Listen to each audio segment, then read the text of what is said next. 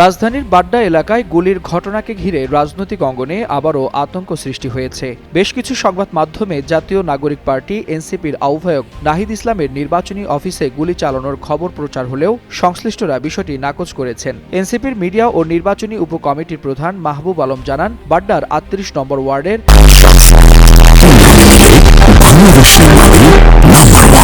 এনসিপির সাংগঠনিক অফিসের পাশে গুলির ঘটনা ঘটেছে। তবে এটি নাহিদ ইসলামের নির্বাচনী অফিস নয় এবং ঘটনার সঙ্গে কোনো রাজনৈতিক সম্পৃক্ততা নেই বলে তাদের ধারণা। ঢাকা মেট্রোপলিটন পুলিশের বাড্ডা থানার ওসি কাজী মোহাম্মদ নাসিরুল আমিন জানান, মঙ্গলবার রাতে চাঁদা না পেয়ে একটি নির্মাণাধীন ভবনে ২ রাউন্ড গুলি ছুড়ে দুর্বৃত্তরা। ওই ভবনটি আগে এনসিপির অফিস হিসেবে ব্যবহৃত হলেও ২ মাস আগে সেখান থেকে দলটি সরে যায়। নাহিদ ইসলাম নিজেও নিশ্চিত করেছেন ঘটনাটি রাজনৈতিক নয় এবং এর সঙ্গে তার নির্বাচনী কার্যক্রমের কোনো সম্পর্ক নেই।